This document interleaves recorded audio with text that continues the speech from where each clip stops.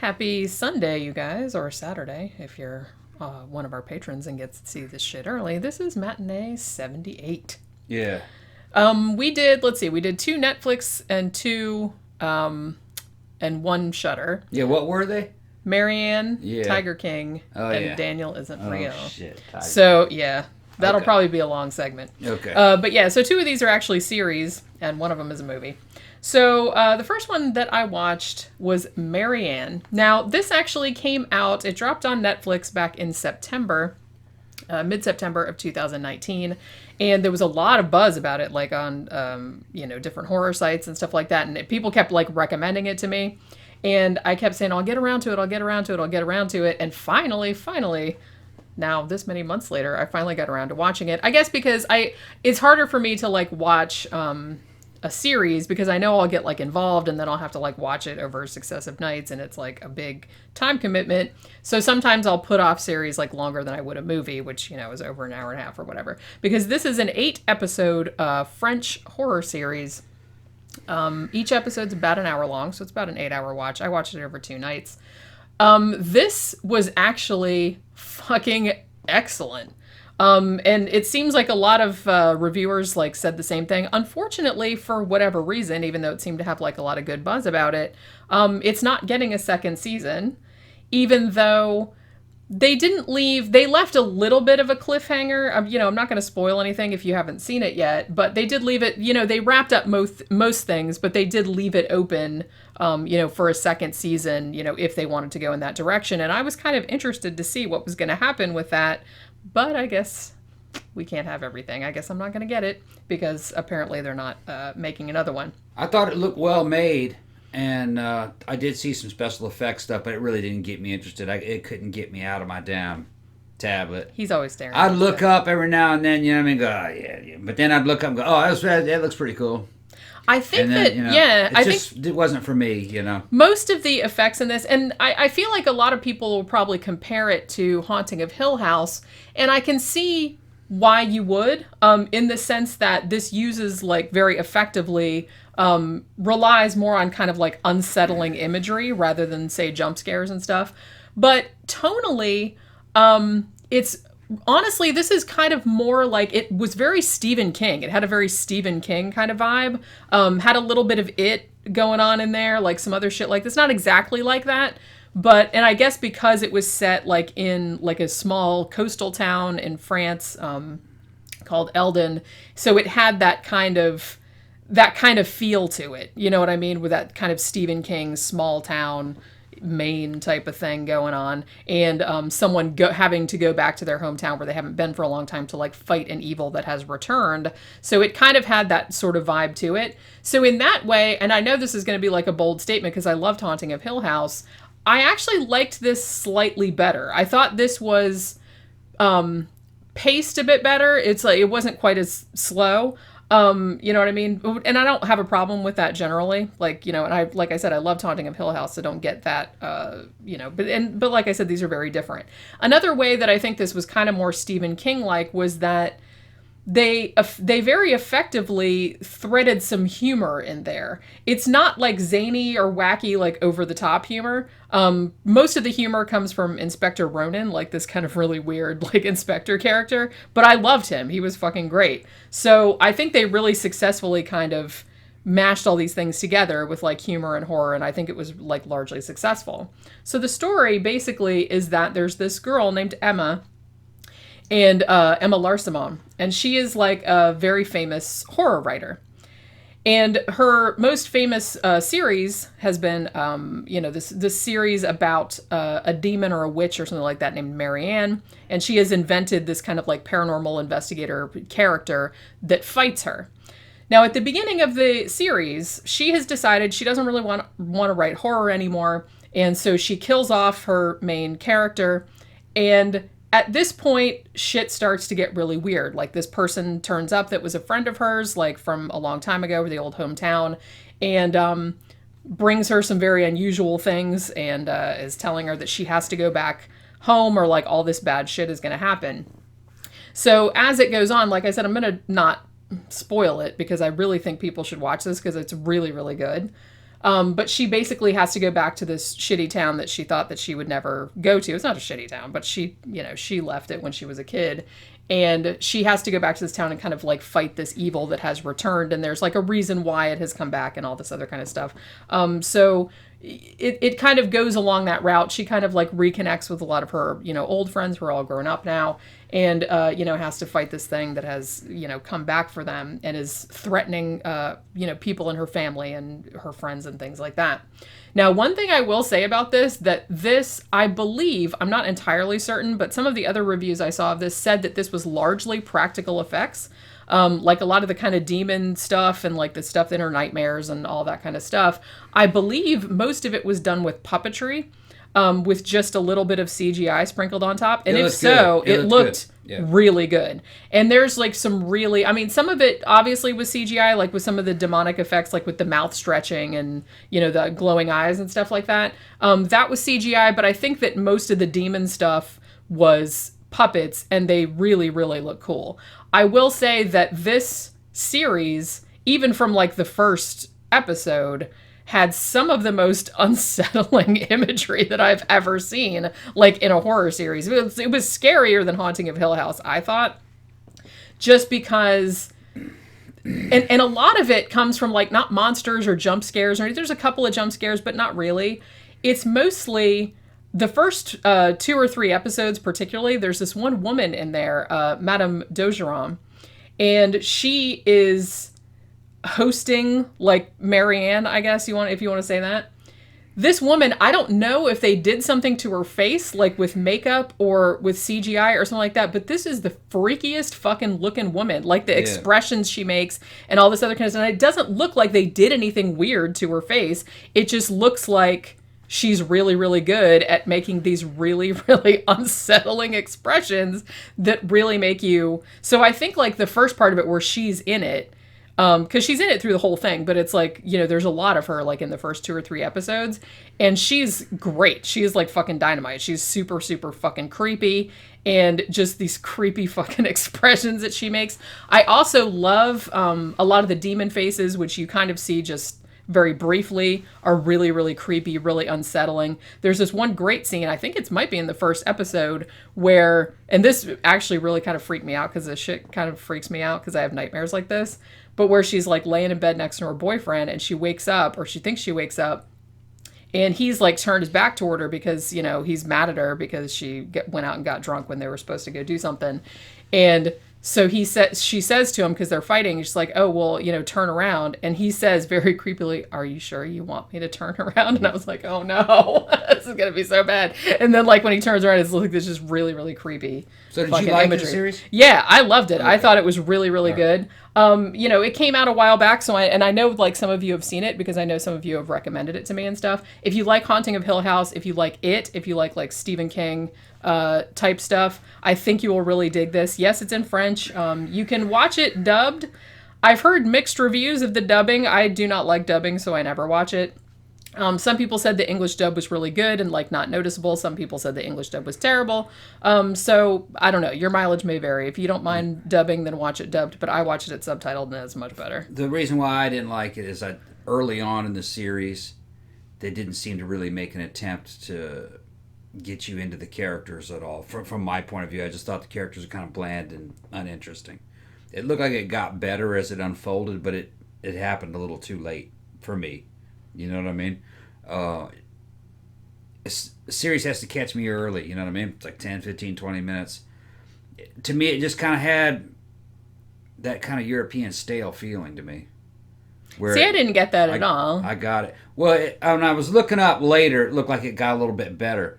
But it started off on the wrong foot for me. I didn't really care about the main characters. Now, I will say that the main character, she comes off initially as a little bit unlikable. Yeah. But as it goes on, there's a reason why she's like that. And it ties in directly like with the plot and what's going on with the story, and you come to like sympathize more and more with her. And I actually really liked the woman that played her assistant, Camille. I really liked her, so I think it was good that they paired those two up because Camille was a lot more likable, a lot more sympathetic character. So they paired those two up. So if you didn't like Emma, then you there was someone else there that you could relate to, feel sorry for. I did like Emma because, like I said, even though she came off as a little unlikable, you could tell that there was a reason why. That would probably work in a book, but to me, it doesn't work in a movie or a series. You know what I mean? Because I don't think it makes a good impression. I just think it was maybe artistically, when it comes to writing, that might have been a good decision. But it's in terms of an entertainment, I think it's a poor decision. You want the characters to be likable, and you want to bring the audience in very early so you can keep them. If I don't like it within 10 or 15, 20 minutes, I'll turn it. I lose all interest. And it's kind of like it leaves a bad impression and it doesn't ever really recover. They're just, telling the truth. Yeah. Well, like I said, I really loved this, and it seemed like most people that watched it really loved it. So if you haven't seen it, definitely check it out. Like I said, I tried not to spoil anything. Yeah.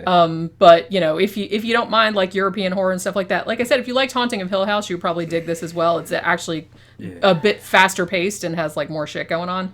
It's not getting renewed, so maybe a lot of people felt the way I did. You know what I mean? Well, like I said, all the people that watched it and went through the whole thing liked it, but it must have not been successful with the market because it turned them off early. Maybe, or like I said, there could be a million other reasons why it wasn't renewed. Could be. But to me, it felt bland and uninteresting for that first 20, 30 minutes, and I was just checked out. Yeah. Well, I didn't get that impression. So. Yeah. Your mileage may vary, like I said. It depends on the person. But if you like horror and if you like horror series and it sounds like something you would dig, then definitely check it out. It's still there on Netflix if you want to watch it. If you got an 8-hour time commitment, then, probably most people do because they're sitting at home right now. If you want something to watch, then check it out.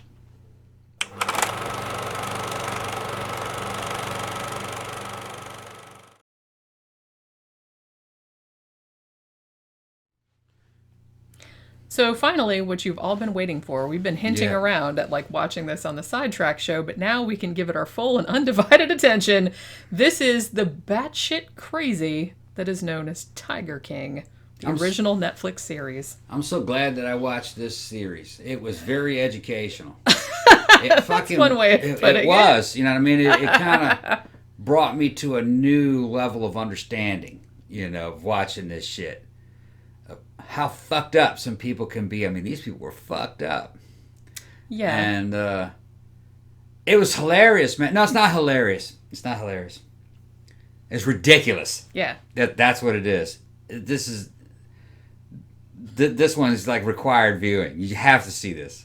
Yeah. I mean, and I feel like every review I've read of it is like pretty much says the same thing. It does? That it's just like, this is the craziest I haven't seen any reviews. you will ever watch. You have to see this.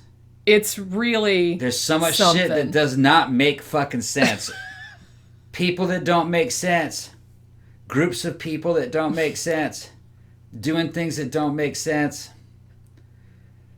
Making videos that don't make sense. Just music videos that don't make sense. This is literally an unbelievable story. It's unbelievable. You'll have a person who has so many different clashing and contradicting fucking elements to that person. You're like, how could that be happening in one person? In one person. This is fucking ridiculous. I don't understand. I just, you know what? It wasn't fake. Shit was real. No, that's what I mean. You don't get the sense that these are like people that are playing it up for the camera or anything of that nature. These are like the way that these people really are. And it happens like even in the first 10 minutes. I think, you know what? Because I had been watching the end of Marianne, and then we started watching this one. We watched the first episode, and within the first 5 minutes, I said to him, because he was like in the bathroom, I said, I already love this. I already love this. Like in the first 5 minutes, I said, I can already tell that this is going to be the most lunatic, this fucking Looney Tunes fucking show. It's like, it's I don't want to say that it's like just, oh, it's so crazy and wacky and everything like that. It is. It's like entertaining, but it's also one of those things where it's very real. And it's also kind of tragic, and then you feel bad for watching it. You know what I mean? It's like that. Yeah. It's the fucking... Yeah, and this is something where it's very difficult to review this without spoiling some of the fucking greatest elements of this reality series. You just have to let it unfold because you're introduced into this series introduces you to a scene and a group of people in a scene, and it doesn't tell you everything all at once. It doles things out. Yeah. And then you realize how wrong you were as you watch it. Yeah. So you're forming these opinions, and then an episodes later, you're like, "Wait a minute, hold on." Well, see, this is why you should never form opinions before you have all the information. Until you have all the because information. You never know where the shit is going. And like I said, I believe that this documentary was filmed over a 5-year period. Yeah. So some of the stuff that unfolded like in real time, like while the documentary makers were making it, and they must have just been like, "Woo, cha-ching," you know what I mean? Like as this because it just gets more and more batshit fucking crazy as time goes on. It's crazy enough to where people actually get killed and people actually go to prison. That's how fucking crazy this shit is. And not even it's like even the craziest shit on there is like stuff that doesn't even I don't even know, man. It's like stuff that doesn't even result in anyone dying or anyone going to jail or anything like that. Just some of the most what the fuck moments in the show, and which is just what the fuck moment after another. This show. Yeah. Now, a lot of this takes place in Florida. Well, Oklahoma, most of it takes place. Well, what about all the fucking all those little tiger farms were in Oklahoma? Joe Exotics was, yeah. But the main one. But the other ones, they were in Florida, weren't they? Yeah. Yeah. Because Carol's was in Tampa. Maybe I think. Yeah. But yeah, Joe Exotic, the main guy, his was in Oklahoma. And then Tony Montana, the fucking drug dealer, was in Florida. That was Miami, yeah. Miami, all right. And then the other guy with the damn harem of women was Florida. Doc Antle. That was I don't Florida, know if that was Florida or that might have been somewhere else. Okay. I can't remember. It looked like Florida from the terrain. Yeah, maybe, but I don't remember. And the trees and Florida shit. So, but it's just... I thought the horse scene was bad. My fucking family is involved with the English equestrian horse scene since I was a little kid. And weird shit happens in fucking dudes that own barns and trainers and fucking girls that ride horses and the fucking weird shit that they do. If a girl likes horses and she's got ponies and shit, don't trust her. That's my experience. Can't trust her. And if a dude is a trainer, be careful around that dude and all those women. All right, it's just this fucking weird thing that happens in the fucking horse. Well, I thought the horse scene was bad. Yeah, you thought that was crazy. The fucking big cat scene's like on steroids. Every single person is a lunatic. It attracts lunatics. Every single person. And real lunatics. In different and entertaining ways. Yeah. And sometimes murderous ways. Yeah. But they're all lunatics. Lunatics, yeah. It's just, I mean, okay. Like now, four times what a horse lunatic is. I mean, obviously this is based on a true story, and they've already done, like, Joe Exotic, who's kind of the main character. There's lots of other characters kind of swirling around him. But a lot of people knew him. They've done, like, a whole 6-part podcast series on him. He was in, like, The New Yorker. Like, they did a big thing about him back then. And a lot of people heard of him because he ran for president back in 2016, and then he ran for governor. And his campaign was so hilarious, like all his campaign videos and stuff like that, that I think they showed him, like, on The Daily Show and stuff like that. So he kind of got a national platform around then, just as being, like, this crazy character. But I don't think people realize the extent to which shit was going on behind the scenes. It's like, and it's really sad because I don't know. It's like, I don't really want to. This is one of those things where this series, there are really no heroes. I mean, other than, a lot of the employees of Joe Exotic and a lot of the employees of other, the other people that are around the periphery, a lot of them seemed like perfectly nice, normal people generally. But all of the main players in this fucking crazy. Are crazy, and I think some of them might be criminals. Yeah. Well, some of them definitely are criminals. Were, yeah. Some of them just allegedly are criminals, but they don't have any proof and stuff like that. So it's really hard to, I have my own ideas about some stuff that happened during a lot of this fiasco, if we call it that. But I don't really want to say because sometimes there's no proof either way. Like, some people probably should be in jail that are not in jail. We're saying criminals. We're not talking about like a fucking Ronald McDonald type burglar, hamburglar, with dude with a mask and the stereotypical running around. They're not like that. They're just fucking. They have no problem with breaking rules and regulations. They have no problems with fucking shit that would fucking get you 20, 30 years in prison. They just do it. Yeah. And they don't even think it's wrong. These are almost... Because I feel like, especially if you're going to... Maybe the reason that the big cat business, for for lack of a better term. Yeah, and there's not supposed to be a big cat business. It's illegal. You can't sell any of that shit. It's technically illegal. Right. You can't like buy trade them. You can't sell the babies. You can't sell the fur. You can't do anything like that because they're in danger. They seem to be doing all that actually. Yeah. Because I saw a damn lion skin. I saw a lion skin in the background of that guy's trailer. Yeah. He had a fucking lion skin. Lions were dying off of that in that farm. They had 200 of them. Of course, some of them are going to die every now and then. Old age, disease, whatever. Yeah. But he had that fucking lion skin sitting back there, which immediately I thought, I bet you they're skinning those lions after they die and selling that shit. It wouldn't surprise me. I mean, allegedly, it wouldn't surprise me a lot of things because a lot of people a lot of people that worked for them, later on they would say stuff, they were, killing once the babies got like past the stage where they could charge people to come and pet them and stuff like that, which is also illegal. Yeah. That they were gassing them and stuff. And it just seems like really sad because what got lost in all of this was the cats. Yeah. It does seem like at least Joe Exotic and probably Carol Baskin and stuff like that, it does seem like initially their intentions were good. Yeah, none of these people's intentions were good. But I don't think that it ended up that way. Like, I do think that he started out, I mean, he's always been like kind of a crazy character, but I do think that at first he genuinely did care for the cats, but I think as he got nuttier and nuttier... You need a lot of money to keep something like that rolling. Yeah. So you have to start doing crooked shit in order to get the money to feed the damn tigers. So there's all kinds, and then to pay the employees, and a lot of them didn't look like they were getting paid.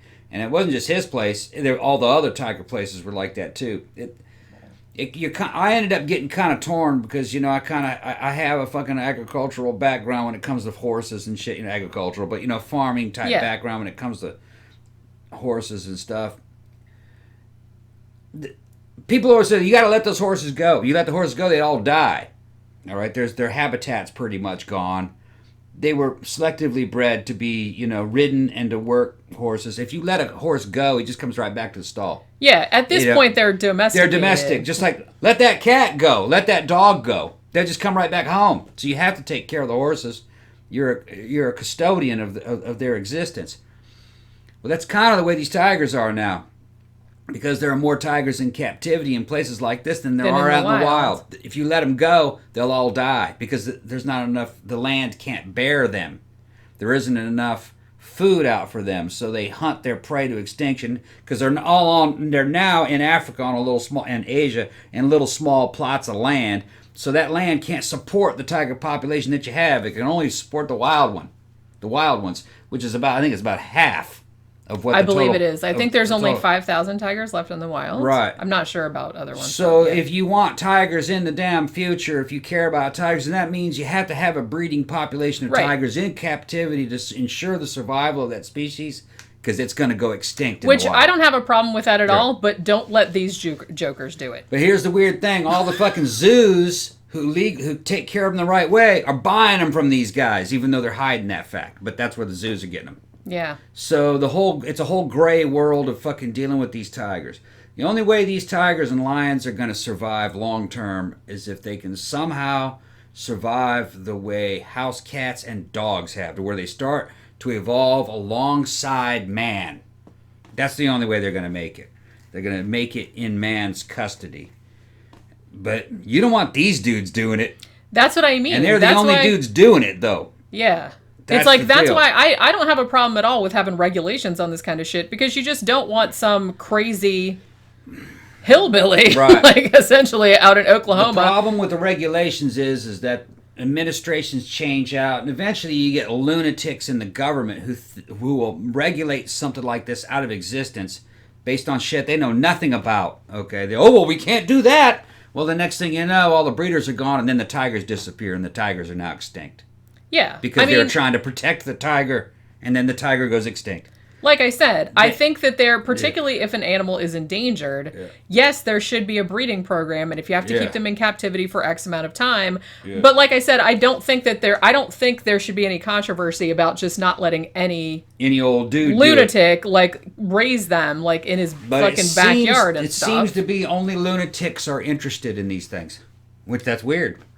Well, at least on this show. Everyone's a lunatic. Right, yeah. They're all like.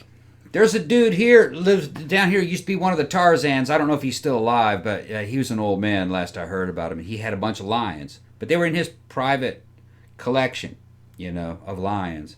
And they lived in a damn house with him. There's only these farms in Florida. Weird. I think he had 3 or 4. That's some weird shit. Yeah. But, he raised them kind of like house cats. Now, they all claim that they're rescues. Oh, they're rescued, all right. They're rescued from these dudes right here for money.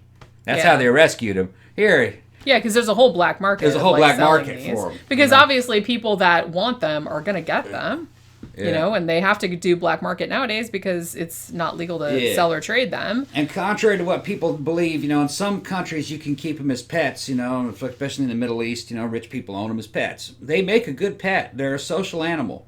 Well, depending on how early you get them. Yeah, depending on how. Yeah, they'll bond with a human. They're like they're a social animal. They're kind of like having a big dog. But the problem is that every now and then, if you try to play with your cat can bite you and hurt you. I've been, bitten by one of my cats. It was an accident though. Yeah. I was trying to. And he had to go to the hospital. I had to go to the hospital. One of these things goes off on you, man. They weigh 400 fucking pounds. Fucking huge claws and huge teeth that bite right through you. And it happens in this. And it shows it in this. You know what I mean? Where I think it's the first episode. Yeah, and he just walked in one time with a little bit of perfume that fell on his damn shoe, and a fucking lion tried to take the shoe off his foot. Started dragging him around. But he was in it. It was a boot. You couldn't get the shoe off. So, you have to see how that shit goes, It's just misunderstandings could happen. They're powerful animals. Yeah, they're very large, and they can eat you in a heartbeat. Yeah, and they might like you, but then the next thing, one thing leads to another, and they're killing you. That's what I mean. You get on their wrong side one day. You don't know, just a little bitty cat. Yeah. They'll turn on you and scratch you. For a few seconds, and then they forget about it. Yeah. But, if that happens with a lion or a tiger, you're dead. Yeah. So you can't make any mistakes. And then it'll eat your face. You can't make any mistakes with them. Yeah. And it really does seem to me that, particularly with Joe Exotic's thing, and, mainly because that's kind of what this focuses on. I mean, he hired ex-cons, which is fine. Most of them seem like perfectly lovely people. Yeah, most of them did anything wrong. But he also... You notice those ex-cons are running around with guns, too. Yeah. They didn't even say anything about that, because they had to have guns for security, because people were breaking in and harassing the shit, and fucking, next thing you know, a tiger could turn on you. And you might have to shoot a tiger. Yeah. Though they didn't want to admit it, but they show him using... He doesn't shoot the tiger, or it was a lion. It was a lion, actually. He didn't shoot the lion, but he shoots at the lion to get the lion... to let go of him. But yeah, they never really mentioned that there were a lot of felons running around with guns and holsters. Yeah, I'm not sure what the laws are in Oklahoma. Well, federal laws and state laws, it just depends on whether or not you're considered a felon at the time. Yeah, because some of them I don't really know what they did. They just said, I mean, it might not have been that big a deal. And then there might be certain laws, well, you can carry them on a job like this, on a farm, on private property. Maybe they could do something like that. You can handle a firearm. I don't know. I don't really think I think in a lot of cases, if you're on private property and it's some kind of a farm or a business, I don't think laws are real, or they don't think they really worry about it much. Yeah, but what I was gonna say was that not only that. But he also had, everybody in this is polygamous for some reason. No judgment. Yeah. But basically, I mean, he had 2 husbands who I think were you only blew it. kind that of... dude's gay. We didn't even mention that. Well, everybody knows that. They didn't know that now, but you look at the dude and you're like, I don't know any gay dude that looks like that, man. Every gay dude that we know what that motherfucker knows how to dress. He's got good taste. This guy looks like something off of WWE from back in fucking 1985. In his music videos, 84. you guys. Yeah. I just feel like his husbands, at least one of them, kind of first started hanging out with him because of meth. Yeah. I mean, because he had meth. So, oh, yeah. So I feel like it's not a good situation. He's keeping 200 big cats, tigers and lions, on his compound or whatever, and people are like paying to come see them. He has like other animals too. He had like alligators and all this other kind of shit. So, but he has like a bunch of people running around who aren't really trained in this type in veterinary medicine or know handling big animals, and they're all on a bunch of drugs. Yeah, and they're running around with guns shooting at each other for fun. It's not an ideal situation. No. Let's put it that way. No.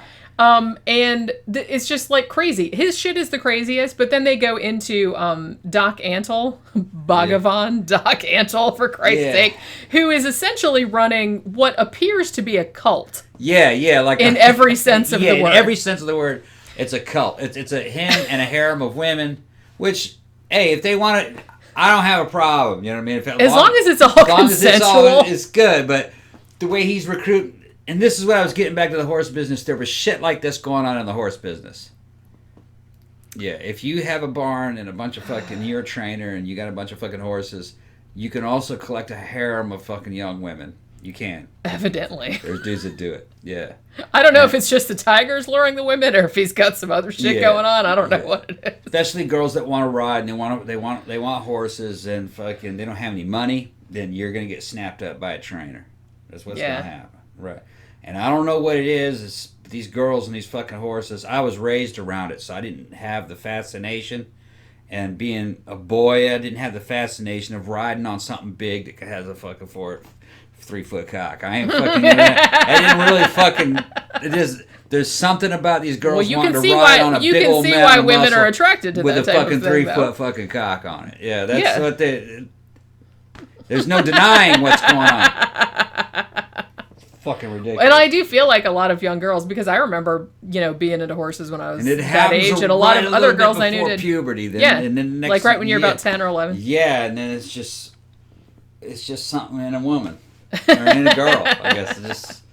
So maybe, I don't know, it's not really, it seems like it's kind of a different thing with the big cat thing, though, because you can't really ride them, and you can't really, I mean, but it's the same thing, they're like a big, powerful animal. Probably got teeth and claws. And you can, like, you can go and pet them and stuff like that, and, like, this could kill me, it's like, any kind of, like, it's the allure of, like, being dangerous and exotic and stuff like that. It's like, I can kind of see that, but pretty much, like I said, everyone in this is insane, and I do feel like, I mean, the shit that happened between Joe Exotic and between his rival, Carol Baskin, this just goes to show you whether or not she was bad or not, because there are some allegations against her that haven't been proven, so I'm not going to, say anything about that, because I don't know if they're true or not. A lot of people seem to think they are. I don't know what happened. But it just goes to show that even if she was doing, like, half of the stuff that he was, like, paranoid or that he accused her of doing, it really seems like... This is a thing where you don't put all your shit on social media, because the fact that he had all of these videos that he made, all of these things that he made, like, that were openly illegal, openly fucking threatening, that type of stuff, it's like that just seems like a really dumb thing to do. He was a low IQ dude, a very low IQ dude with limited self-control. Well, and no self-awareness. No self-awareness, really. And it does really seem like... He didn't realize how things that he said and did and showed in video, how that could be used against him. What the fuck was he thinking? And some of this stuff, it's like, I can see, like, making a video and saying something kind of dumb that is like... But this was like this was like a sustained... Like, over and over and over again. And it's like, you should have known better, because it's like, when something, ends up happening, like, later on... everybody's going to know exactly what the fuck. Everybody's going to know who to go to. He's sitting there basically making terroristic threats over and over and over and over again. And each one of those threats in the state of Florida probably carries about 5 years. Yeah, He's and it's doing like... it on fucking public access and fucking and he just recording think it. like on his web TV show, yeah, and like web TV he show. like he thought nothing of it. Thought nothing That's what of it. I'm saying. It's like he didn't really have any self-awareness. I'm like, Yeah. do you realize how that's making you look? And that if Or something... the legal implications. Or the legal implications of it. It's like, Yeah. you can't do that. Yeah. You can't, like, make videos and post it on Facebook and say, I'm going to fucking shoot this bitch. Yeah, I'm gonna you kill can't this do that. I'm gonna cut this bitch's head off. Especially nowadays. No. It's like you might have been able to get away with it back in the fucking 70s or 80s No, or you something. couldn't get away with it even back then. Even back then, you probably couldn't. But, like, nowadays, really, you can't. Because It's a terroristic threat. it is. That's Yeah. exactly what it is. Yeah. And I don't think he saw it that way. I just think that they were all just kind of like so... aw shucks, you know, down home, kind of like they didn't think anything they did was a big deal. Yeah. And I think, and it really got them in trouble. I believe in freedom of speech and shit, you know, in the First Amendment. But you can't threaten to kill somebody to murder them. No, you can't do that. I'm gonna kill this bitch. You can't do it. And he wasn't just saying it. He's He pulling was guns like, out and shooting stuff. he was and making fucking videos like of about it. fucking. It was like, it was just stupid. It was stupid. You had to be stupid. You should never and ever of course fucking the do law. that. Of course, a lawyer will fucking have a field day with you in a court of law with that shit. Yeah. And he's just dumbass. Like I said, there's just the way that they acted like it was just no big. Yeah. Oh, we're just talking. It's just joking around. Yeah, we're just ha ha ha. We're just It's joking like they were around. just like making a big fucking joke about it. I'm like, yeah, that's like not funny. Dumbass. You know what I mean? And it's like, and it's no, people's not like curbing your free speech or nothing like that. It's like you just can't do that. Putting kind yourself of shit. out there. And here's another thing is that if you start making terroristic threats to some person and you don't ever plan on ever doing anything to that person, somebody else can overhear that and says, I could go And kill do it. that. I can kill that bitch and he'll get blamed for it. Yeah. And then they'll go out there and do it. You just Even stupid. if you don't do it, You don't do that shit, yeah. someone else could see that and run And with it. go, Like you said. there's my opportunity. Yeah, they'll blame it on that dude, Right. which might, you know, who knows? Yeah. So that's just putting yourself in a really, really stupid situation. And like I said, it just seems like everyone in this is either stupid or crazy or both. Or both. But that said, this is a really, really entertaining You gotta see this shit. series because you just will not believe. I mean, if you don't know the particulars of the case and stuff, you will just not believe like the fucking batshit insane directions that this goes in. And it's just like fucking crazy. Like I said, it's the kind of thing where it's really entertaining and you just can't believe some of the stuff and it's like hilarious and ridiculous and just outlandish and stuff. But then you also kind of feel bad because at the end of the day, like these poor animals that are just like sitting there going, what about us? Yeah. This is how this all started and now it's just like all about these all- horrible people. Yeah, no, the tigers looked well fed, and you know the cats looked well fed. They were having a good time, but he had them nearly 200 of them at one point. Yeah. And you know that's not cool. Yeah. To be around so many cats, you can see them, running around in circles, and it just that shit's dangerous. What if those things got out? That's what I mean. It's know, like, how far away did he live from, like, his neighbors? Yeah, he just Because had what a- if a whole pack of tigers... Yeah, and he just had them in chicken wire fences, really. Yeah, it's like it looked like they could And get out enclosures. easily. Because Yeah. there was, like you said, there's a whole bunch Yeah. of them, like, in some of the enclosures. And you know, with the small crew that he had, you couldn't entertain all those damn No, that's what I was fucking lions and thinking. He only tigers had, on like, a daily handful basis. of people working there. So a lot of them are like, what the fuck am I doing in here? And they're not really trained. I mean, none of Yeah. them were really trained. Yeah. It was cool that he gave him a job and everything like that, but they didn't know anything about... Right. And the big cat population just keeps growing in there because they're impregnating each other. Yeah. And where are the cubs going? You know what I mean? See, you know what? like I said, Are they everybody putting in the is cubs up down? to They're shady selling shit. the cubs. There's fucking Everything's shady. And- And it's just it's sad and horrifying. It's sad that's where most of your most of your big cats are. Yeah. And that's kind of what they're like, even though the other places they showed were physically a lot nicer. Yeah. You know what I mean? Like the guy that had the harems, it looked like he was taking care of his cats pretty damn well. Yeah, he didn't have as many though, I don't think. He had a lot of money though. He had a whole neighborhood that he owned Yeah. for his harem. And Yeah, and he's like, yeah, the other wife lives there. then she and the lives other there, wife and that one lives there, and that one lives there, and they're like fucking big 3-story Yeah. beautiful houses. He had a shit ton of money. And where'd all that money come from? Oh, I'm sure that was another shady thing. Yeah, Because like I yeah. said, everybody's this like fucking drug dealers or fucking Drug it's dealers something. or selling cats or just there's all kinds of It's weird all ways. black market shit. Yeah. All black market And shit. he had a big habitat in there. I don't think he had 200 cats though.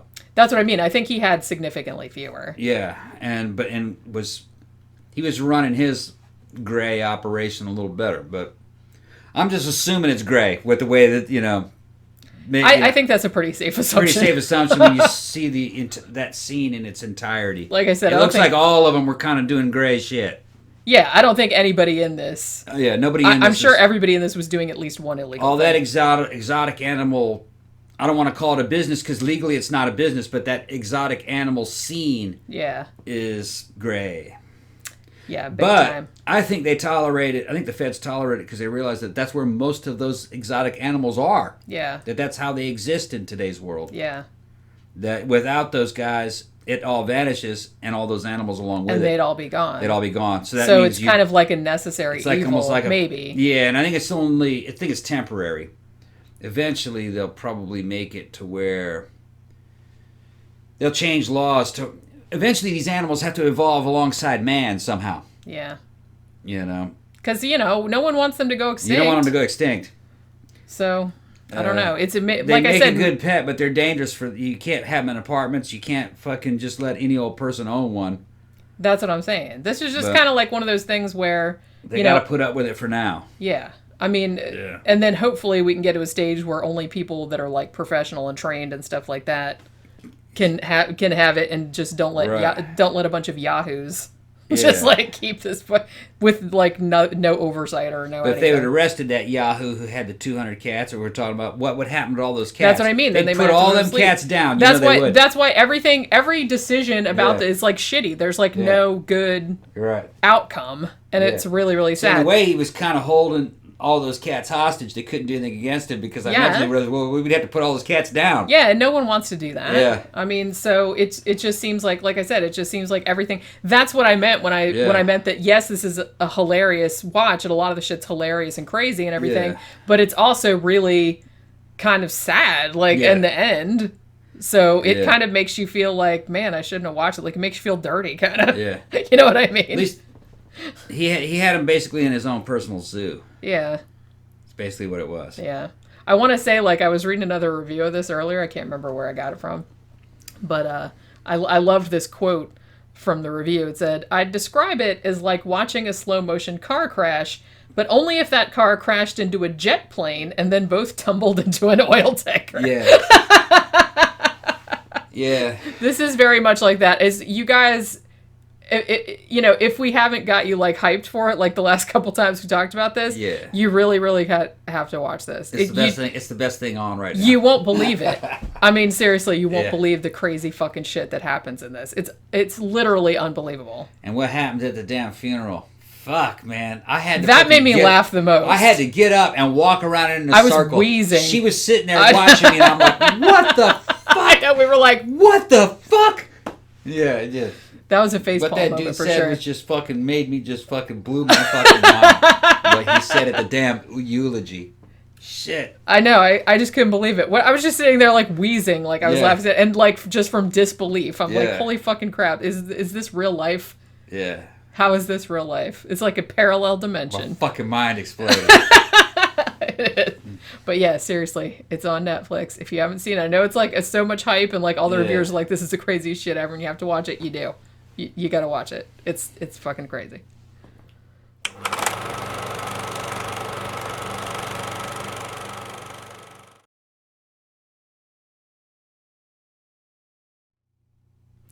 All right, third movie we watched this week just dropped on Shudder yesterday or the day before. This is Daniel Isn't Real. Yeah, this is by the same company that did Color Out of Space and Mandy. Yeah, Spectre Vision. Who was it's Elijah Wood. He is his production company among other people. So far, everything from that company looks fucking awesome. It really does. Yeah. They have they have a really cool style. Yeah. This one is not so trippy, but it definitely has elements you can tell that it came from the same production company. Yeah, about this dude who gets possessed by a demon. When he was a kid, he thought it was his imaginary friend, but man, it's pretty good. That's a spoiler. That's a spoiler, but that's how you get people to watch the damn movie. When I thought the movie started slowly, I was like at first, but then it picked up, and I liked it a lot better. About a half hour into it, 20 minutes into it. Yeah. It had it had a pretty good beginning, but then it just kind of. I don't know. It just got better as it went. Yeah, I think a lot of it had to do with the fact that it didn't have damn old crazy fucking what's Nicolas his name Cage. Nicolas Cage in it. Nicolas Cage, man, he's a fucking that dude's the shit. He'll get me to watch a movie. He's very polarizing, you know. A lot of people, you know, I don't like Nick. I love Nicolas Cage. I think most people love Nicolas Dude's Cage. fucking nuts. Because, like I said, he fucking commits, man. Yeah. He'll just do crazy shit. He doesn't care. But you know, it was still a good movie. This actually had its premiere, I think, a year ago at South by Southwest. But they just released it to digital and theaters, I think in December of last year. So this is a fairly recent movie. Now, I guess because it had done the horror circuit, so I'd been hearing about it because some people saw it at the, horror conventions and were reviewing it and stuff. So I was looking forward to seeing it. So I was really happy that that Shudder just added it. It was directed by Adam Egypt Mortimer. I think this is his second movie. He also did one called Some Kind of Hate, which Shudder also has, but I haven't watched it yet. So now I'll definitely have to watch it because I really liked this movie a lot. And it's based on a novel called In This Way I Was Saved by Brian DeLue, who also co-wrote the screenplay with the director. Now, the guy, I don't know if you know this, and I didn't know this when I was watching it. Like, I saw it in the credits, but I was kind of like, oh, I wonder. The guy that plays Daniel as an adult, that is Patrick Schwarzenegger. Oh, okay. That is Arnie's son. That's okay. The son of, and Maria Shriver is his mom. So he's in this, like, as the imaginary friend as a grown-up. So what we have here is we start out with a character named Luke as a kid, and you see that he has an imaginary friend who kind of comes to him at a traumatic time. I don't want to ruin that kind of like that early opening scene. Movie starts off with a bang. It does, yeah. And you think for a second that this might be real, like a real person, but as the time goes on, like his mom like doesn't see him and all this other kind of stuff. But Daniel becomes Luke's best friend. Now, the mom is played by Mary Stuart Masterson. As soon as I saw her, I was like, hey, it's what's her name from Some Kind of Wonderful, the John Hughes movie. She was also in Fried Green Tomatoes. She was in Benny and June and stuff like that. I haven't seen her in a long time, but she was like immediately recognizable. I mean, she's older now, obviously, but she still looks enough like her character back in the 80s that I immediately recognized her. So she's in this a little bit. And basically what happens is that while they're both kids, you can see that Daniel is, let's call it a bad influence on Luke. So he gets, they kind of like trap him like in this dollhouse. And then many years go by, you get Luke is in college and he's having some problems. His mom, who had some mental problems they established at the beginning, the mental problems have gotten worse and worse. She kind of has a sort of nervous breakdown. They're hinting that it's schizophrenia or something of that nature, and it's untreated because she doesn't trust doctors. So he kind of has to go home and care for her. At which point, he releases Daniel from the dollhouse again. And you're thinking that this really gave me a Fight Club meets Jacob's Ladder meets They Look Like People. If I had to like compare it, it's like those three mashed up, but it also has like a lot of body horror in it. It's got good practical effects. They are very good. Yeah. And it's like there's some visuals in this that are like real trippy. I like this company. This company uses practical effects and CG, but they use them the right way, and they use them intelligently. You know what I mean? They will use CG to, do color and to, you know what I mean? And to have fucking cool effects, or to make like small creatures that you have to do CG. And then they'll do CG overlaying on top to enhance practical effects. Yeah. But because there's a practical effect at the core, it looks like it's really there. Because it is. Because it is. So they do it right. That's how CGI should be used. And I also like the company. They make, these are low to mid-budget movies, but they're punching way above their fucking weight. And they kind of remind me of the old horror movies like From Beyond and, Reanimator and all the classics. Like they're the kind of movie that, what's his name would be in. Jeffrey Combs. Jeffrey Combs. You know what I'm talking about. It's kind of a movie Jeffrey Combs would have been in back in the day. But they're done to a much higher standard than what we had back in the 80s and the 90s. but it's that same underground vibe to them. If you ask me, did you feel that? Yeah, and definitely in this one gave me a little. This was actually set in and shot in New York City, which is pretty unusual for a low budget movie like this, because it's very expensive to film in New York City. But they actually did shoot there. And in this one, I would say the highlight of this movie are those practical effects and Schwarzenegger. I didn't know that was a Schwarzenegger. Yeah, I saw his name in the credits, and he's the strong point of the movie, really. Yeah. The acting is good throughout. Everybody in it is good. But he was shining, if you ask me. Yeah. You saw that too? I didn't, and that's not anything that had to do with his last name. Because he didn't know who it was. I didn't know until right now. He was really the best part of the movie. So, I think he's got a future ahead of him. He's been in a couple movies, but I haven't seen him in it. This is the first thing I've seen him in. You give this kid the right material, the right role and shit. I'm calling him a kid, I'm fucking 50. He's probably 30-something, right? You're all kids, yeah. He's probably 30-something. In the right role, man, he'd be good. He comes off, he's a very Patrick Bateman role in this. Yeah. Because the thing about it, and like I said, the thing that reminds me of Fight Club, too, is that what you're getting is that initially the imaginary friend, Daniel, seems to be a positive influence because he's kind of getting Luke to come out of his shell. He's getting him to be more social. He's getting him to take up hobbies and, just be more outgoing and stuff, which is good. But then it gets to a point pretty quickly where shit starts going sideways. Because you already know from the beginning, the shit that happened with his mom at the beginning when he was a kid, that that Daniel is not an entirely good influence and that there's something, more sinister going on.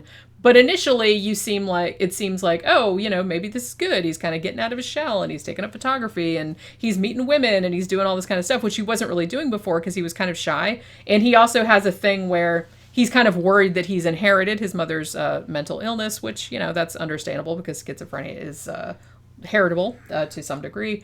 So he's kind of had that going on, but then it just kind of gets worse and worse. And like I said, they spend a while, and the thing that reminded me of They Look Like People, which was also about a dude with schizophrenia that saw demons and stuff, that one was a lot more low-key, but also really creepy. This one is kind of like that in the sense that you get the relationship between these two characters, and you initially maybe think that it's the same person, or that Daniel is just a representation of his mental illness, and he can control it. But then as the story goes on, you learn that that's, spoiler alert, not the case. Tom already spoiled it too. I'll have to put spoiler in the title just so people will know. Yeah. But yeah. I think that's teaser though. Had I known it was a story about demonic possession from the very beginning, I probably would have paid closer attention that first 20 minutes. Now I want to see this thing again. It's definitely is something that is going to need a rewatch, I think, because there's just such a great it's a great idea. I haven't read the novel, but I didn't really know that it was based on a novel until after I saw it. But it's just the visuals are cool. It's not, like I said, it's not as trippy as Mandy. Obviously there's not a lot of movies that are as trippy as that, or not even as trippy as Color Out of Space. It has moments like that. Yeah. It lets you know it's that same company. Yeah, you can tell. And the soundscapes are similar, and the really good musical choices. Yeah. I really liked the musical choices that they made, and I liked the kind of ambient soundscape was really good. We have Color Out of Space on Blu-ray. I'm glad we got it. I got to get Mandy now. Might throw this one in on it too. So far, man, this company's given me some quality entertainment. Yeah, and it's giving me hope that it's going to be good. Confidence. You say, I got some confidence in this company now. I'll probably buy everything that they make if it remains as good as it is. Now, this company claiming that they're going to make Dunwich Horror, using the director with the same director from Color Out of Space, because that dude's fucking proved to me that he can do a Lovecraft tale. Now, I'd like to see Schwarzenegger in that. In Dunwich Horror. Yeah. Imagine if they had him cast in there. Yeah. That'd be good. That would probably work out well. Playing. Or I don't know. Maybe they'd figure out a good role for him. Yeah. Maybe the half goat man, half Shaggoth, fucking Nyarlathotep motherfucker. What was it? Yeah. Yeah. You know what I'm talking about. Nyarla. Maybe he could play the. I guess he was kind of the main character in Dunwich horror. Yeah. The half-human. Yeah, Imagine that would definitely be good. Yeah. I do tend to like you said, that it does seem like a lot of horror movies, particularly, well, I mean, mostly indie ones, are kind of going back to the roots. The roots, like, Yeah. the 70s, the 80s, Yeah. that are kind of like going more in that direction with practical effects. Good shit was always low budget, done right. Yeah. Even Arnie's movies, Terminator 1, Predator 1, Commando, those were low budget movies. Yeah. But they were awesome. Yeah. They were relative, even for the day, they were kind of low budget movies. But you wouldn't know it by watching them. Yeah. And they stand, they've stood the test of time. Terminator 1 didn't cost much to make. I definitely Predator feel 1 like didn't if you cost that have a much good to make. idea, you have good actors, you have people who really care about how the movie comes out, Yeah. you don't need a lot of You don't money. need a lot And of in money. fact, sometimes I think too much money is a detriment. That's what I was thinking. Because too much corruption gets involved. Too well, many and fucking... it's easy to lean Yeah. on easy solutions or Yeah. crowd pleasing type stuff. Too much Yeah. CGI, too much Too other. many cooks in the damn kitchen. Everybody's hiring their brother-in-law to fucking do this effect and that effect and all. Well, and everything's done by committee and shit like committees, that, and which you don't want that. you're not really gonna get. That's the best. Commando wasn't made that way. Terminator 1, Predator 1, those are my favorite movies of all times. Even fucking Total Recall wasn't made that. I was an Arnold Schwarzenegger fan. Jenny knows I got all the Blu-rays. Yeah. Except True Lies, and that's only on DVD. And even Maggie and Aftermath, I had that too. I'm an Arnold Schwarzenegger watcher. I didn't know this was his son, but he was the high point of this movie. Yeah, like I said, he comes off very much like a Patrick Bateman sort of character, Yeah. which I think is, what they were shooting for. He was good with it, yeah. Yeah, he did really good. But yeah, this is really good. Like I said, if you like Jacob's Ladder, it has like a similar kind of trippy thing to that, or Fight Club, or something like that. But it's almost kind of like, it's psychological horror, but then there's body horror and thriller elements also. So it's like a really successful crossover. It seems to be getting like really, really good reviews. And even like I said, when it first came out, like at all the conventions, your festivals, like everybody that saw it, that's why it was like I was kind of hyped to see it, because there've been like a lot of really good buzz about it. And now, like I said, I'm gonna have to see this guy's other movie, because I'm pretty sure that's on Shudder as well. Yeah. But if you have Shudder, they just added this just a couple of days ago, Yeah. and it is definitely worth checking out if you are a fan of any of the other movies that I mentioned. My only gripe about the movie is the pacing in that first 20 minutes. Yeah. Started off with a bang, and then it kind of slowed down. It was good. It slowed down a little bit, and then it kind of slowed back down a little bit more. And I kind of lost a little bit of interest for a few minutes, and then it came back. Yeah. And I have to see it again. Yeah, this is one I definitely want to give a rewatch to, because I think I missed some stuff in there. Yeah. You know what I mean? It's one of those ones that you kind of have to I'll like watch it again. repeat. If I like it, I'll buy it on Blu-ray. Yeah, and definitely like got to get Mandy on Blu-ray. Well, yeah, because I thought you already had that, to be honest. I thought I did too, but I don't think I have it. Yeah. I got to go through there and look. Yeah, you have so many. You have so I got many so movies. many. I don't really know which ones. But yeah, this is definitely. If you have Shudder, check it out. It's really good. Definitely worth watching, especially if you like any of the other movies that I mentioned, like Fight Club or Jacob's Ladder or anything like that. This is kind of like And in that. I can't wait for Dunwich Horror. Yeah, I know. I really, really hope they fucking make that. And then I also want to see Mountains of Madness. Yeah. I want them to make that too. Yeah, somebody needs to make that. Yeah. I've seen a couple movies that were sort of similar to that, or like loosely based. Like there was one called Black Mountainside, which I think might be on Tubi for free. And that kind of has a similar premise a little bit. Imagine if this company did Call of Cthulhu. Yeah, see, that'd be good. Damn. We're speculating. That'd be about like all making Lovecraft. King Kong. Yeah, Yeah. that definitely would be cool. Right. Yeah, but yeah, so check this one out. Definitely worth watching.